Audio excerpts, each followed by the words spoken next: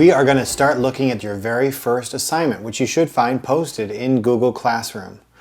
It's a pretty easy one, and there's not a lot to it, but it might be a little challenging at first, depending on how familiar you are with how a camera works. So we're going to take a look at it, and I'm going to walk you through how I would do it on my own time. So if you do basically what I do, you should be in pretty good shape. So taking a look over here, this is the, I don't need Disney Park stuff. This is the assignment. Everybody gets a copy of this, and you're just going to add your pictures to the thing. So here's the goal.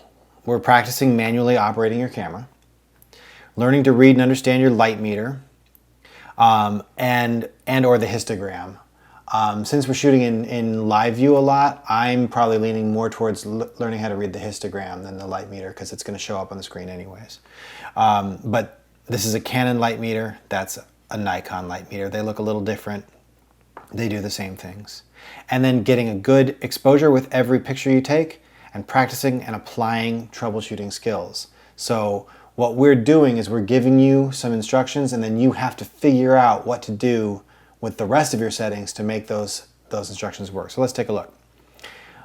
Here's what you're going to do. You're going to make 4 photographs, 1 for each slide. If you see over here, 3, 4, 5, 6, there's a slide and it's just blank. Each of these slides has settings provided, and some of the settings we don't tell you. So at first we tell you a lot, and then you have to fill in a little bit. Later on you have to fill in more. And then you're going to insert your picture on the slide and tell us, you're going to fill in the blanks for settings. So this first one is ISO 1000, f-stop f8, and then the shutter speed you have to figure out yourself. Next one is ISO 800, f-stop is blank, you have to figure that out, and the shutter speed is given to you as 1/250th of a second, and so on for 5 and 6. So let's go outside and let's shoot some, and I'll show you, I'm going to basically write these settings down, and then we'll go out and we'll shoot and see how they go together. Cool. See you out there. Okay, now I am outside in Maine, where I'll be for the next couple of days. And we're going to take a look at how to shoot some of these pictures. So what I did is, on my phone, I wrote down the settings that I needed for the project. And the first one says I need to have it set to ISO 100 at f8. So what I'm going to do is set that on my camera, and we'll see how that goes. Okay, so looking at it right now, I'm at f4.5 ISO 1100 and 1/750th of a second. So I'm going to drop my ISO down to 100 because that's required. And I'm just holding down my ISO button and then cranking down the shutter speed. And then I'm going to turn my aperture up to f8. And now you can see, if you look at my histogram, everything is just spiked in the black. It's very dark. So what I need to do to make the shutter, to make the exposure work, is I've got to slow my shutter down. And when I'm talking about slow, I don't mean the shutter itself is slow, I mean the amount of time that the shutter is open is longer. So right now it's at 1/750th of a second, which means it opens and shuts before you even know what's happened. Just dropping it down. You can see the color starting to come back into the picture. Then at 1/10th of a second, with this light, I'm okay. That seems a little dark, because I'm facing into the shadows of the trees. So I may or may not be able to hold that at 1/15th of a second and get a decent exposure. Let's turn to a different angle and see if we can get it something better. Okay, so what I found is that the sun is right there, is hitting this old chair very strongly. It's already a light colored chair and the sun is hitting it hard, and then that means that the shadows back there are darker. But I think this will be pretty bright, so it probably won't be too hard to get this at f8 ISO 100 and get a decent shutter speed that won't get me blur. So let's try it. Okay, I'm back in my D500 and I'm looking at my histogram, and it shows that I'm overexposing now. So I already have my aperture and ISO set the way I want it. I'm just increasing my shutter speed. You can see that number going up down there to 1/60th of a second. And I'm just bringing it to the point where there's some pretty bright stuff. So I want to just get the shadows just barely going off. So then I'll just focus. I'm going to move my focus point very slowly in live view over here. I'm going to focus on that, and I line up the shot the way I want it, and I just shot 3 times because I had it on high speed. We'll go down to single shutter speed there. But that should get us a pretty decent exposure there. It's already still actually a little bit overexposed on the chair. Do you know how I know that? Because when I play it back, see how it's flashing? It does that, it's showing me my highlights are blown. So I'm actually gonna try and let's speed that up a little bit more. We don't mind if the shadows are really dark because they're supposed to be dark. So let's see something like that. We're already in focus. And then checking it back, there's no flashing on the highlights. So that's a pretty good exposure. We've got one down. Okay, so what we learned from that is that when you've got a low ISO and a relatively high aperture number, which means that you've got actually a fairly small aperture, you need to loosen your shutter speed up quite a bit to get that exposure to come out all right, or you need to add a lot of light. So if we were going to shoot into these shadows, then I had to have a very slow shutter speed, leave it open longer. But if I shot into a very bright chair, then I could speed that up a bit. So let's see what our next one is. ISO 800 at 1/250th of a second. So let's take a look at what that does. Just looking at this as kind of our base model. Okie doke, so we know what our aperture, our ISO is, right? It's supposed to be 800. So on my camera, I'm holding down the ISO button and then just twisting the dial. On Canon, you might have to hit a different ISO button, but increase that ISO. If you don't remember how to do that, check the video from the previous one. And we know that we want 1/250th of a second. And then what we can come up with ourselves is what kind of aperture do we want. On a Rebel, you would hold down your AV button and then start twisting the dial. My camera just has a dial just for it. So if I drop this down to 4.5, that's actually a pretty decent exposure. If you look at that histogram, almost everything's right in it. So I can focus and then fire a shot.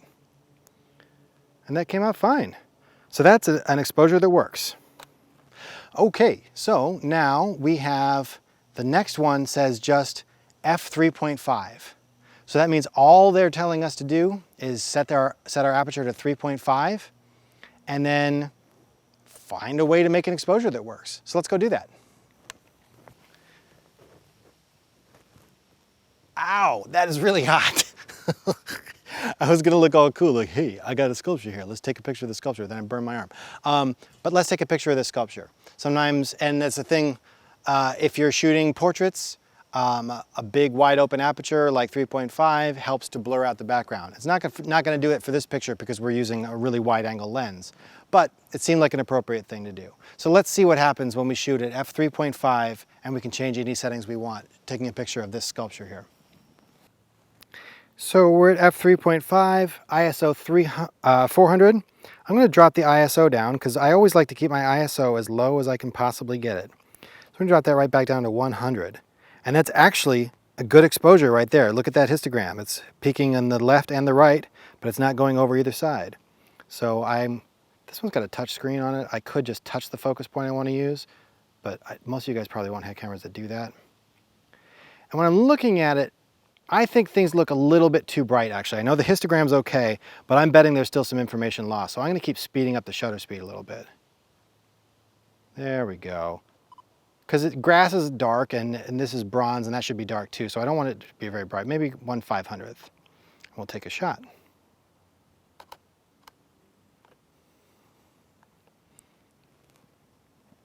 And you can see, if you look at that, see the flashing? The only parts that's overexposed is those little chairs right there. Those are overexposed. I could maybe crop that out. Let's just try and change our angle a little bit. Can you still see that? If I do that. It's such a wide angle lens right now. I'm shooting at 10 millimeters, which is like, I don't know. It's a lot, it shows a lot. I could try and just speed things up so I don't lose the chairs. Let's see what that does. They're still a little bit overexposed, but I'm losing the statue there. So that's gonna work for me pretty well. What did we do?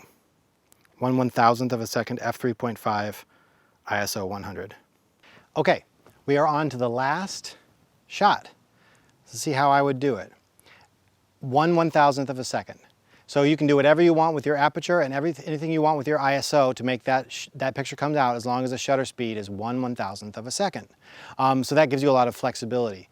Now, because 1/1000th of a second is pretty fast, I'm going to assume we need some pretty bright light.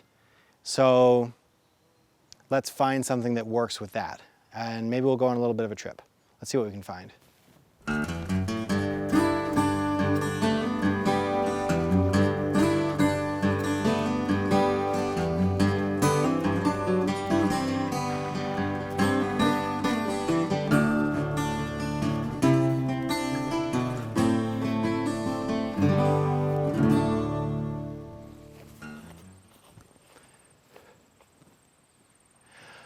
Okie doke. So that was a longer walk than I thought it was going to be for one shot in the middle of the day. Probably wasn't really worth it. A lot of bugs, kind of hot, smells like frogs. But we're at a pond now and there's a lot of sun. We're out of the trees a little bit, and this would be a good time to play with 1/1000th of a second shutter speed. See what we can do with that. Now ideally we'd have something moving fast so we could catch it and freeze it, but everybody's sleeping right now because it's hot. So we'll just shoot something. I don't know. We'll shoot that cattail. That cattail right there is going to get shot. All right, let's see. All right, so here I am at 1/1000th of a second, and it's actually a pretty decent exposure already. Let's say we want a little bit more depth of field, so I'm going to boost my ISO up to 800, and it's too bright now. So then I'm going to take my aperture and increase that to f8, f11. F8 should be pretty good. Let me focus. Fire it off. Let me check.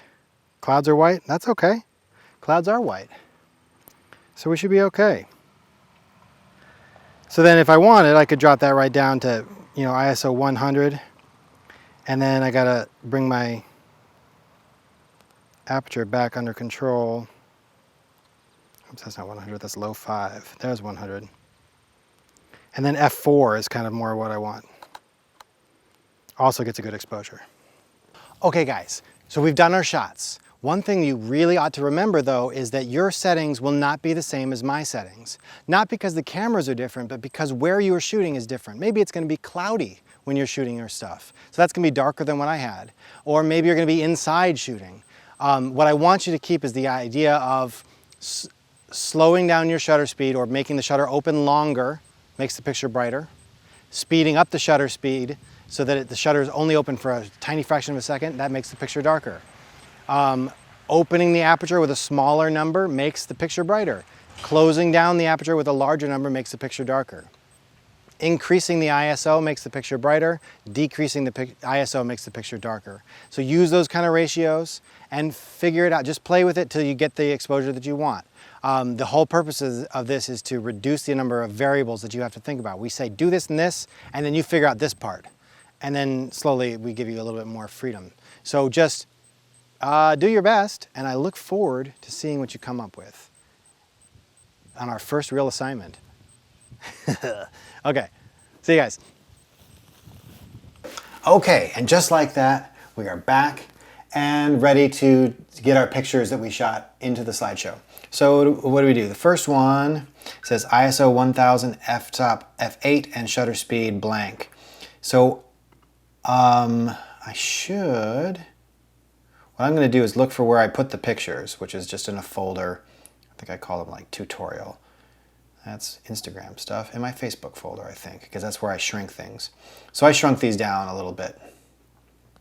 There's my tutorial pics. Wieners, that's wiener dogs in case you, yeah, okay. Just in case you guys are looking at, what is that? It's hot dogs? Yeah. So tutorial 2, that was the first shot that came out right. And it says here, it gives me my information. So if I had not made a video about it and remembered what I used for settings, this tells me right away. It's 1/350th of a second, ISO 100. So if I go back here, that's 1350 for shutter speed. And then you could probably be doing this from a Chromebook. Aperture also tells you that. If you're using aperture on your phone or, sorry, no, aperture. I haven't used aperture in years. This is Lightroom. If you're using Lightroom Mobile on your phone or lightroom.adobe.com on your Chromebook, if you hit the little info button, it'll tell you all this stuff. So this is 24 millimeters. Tells me what my lens is. The ISO was 100. 1/125th of a second, that's the brighter one. When we fixed it, it made it darker. That was 1/350th of a second at f8. So then I go back to my little thing here. Let's bring this into the same desktop with this. Minimize this. And I just drag this picture into there. And maybe we can center it. Boom, one down. All right, the next one was ISO 800. That was probably tutorial 3 since they're just kind of in order. Oh yeah, that was the easy one, right? It was just like, it was already set, it just worked. So I just dragged that one in. Center it up. I'm looking for that little red line that tells me I'm centered. Incidentally, if you're resizing stuff, make sure you're always grabbing from the corners. Never, ever, ever stretch a photo. What I mean by stretch is if you grab it by the side, now it's all weird. I'm just gonna undo that. If you grab by the corners, it makes it bigger and smaller, but always keeps the same dimensions. Otherwise, if you get portraits, you're gonna have like people's with really skinny faces or faces that are stretched out. And just always grab by the corners, please. So this one, if I look at my picture info, was ISO 800, 1/250th of a second, and the aperture value it says was 4.3398. That's very computery. I just want to double check on Lightroom, see what it says. f4.5. So that's what I'm going to write down. Oh, okay. Moving right along. The next one was the one where you had to f3.5. Which one do we like best? That was this one, right? Where it was darker because we're trying to let the shadows be shadows. Okay, so what was the ISO for that one? That was 1/1000th of a second, and the ISO was 100. Okay. Because whenever possible, keep that ISO low. And then this one's a little darker, handles the sky better. Let's put that one in. So this one just says 1/1000th of a second.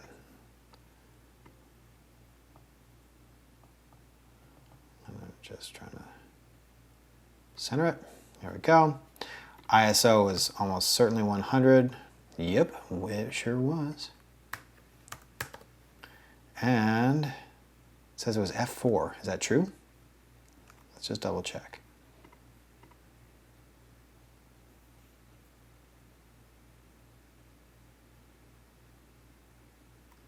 Where is it? What? Yeah, f4. Okay. f/4.0. And then you would just hit turn in, and you'd be done. That's all there is to the assignment. Give me some stuff. Cool.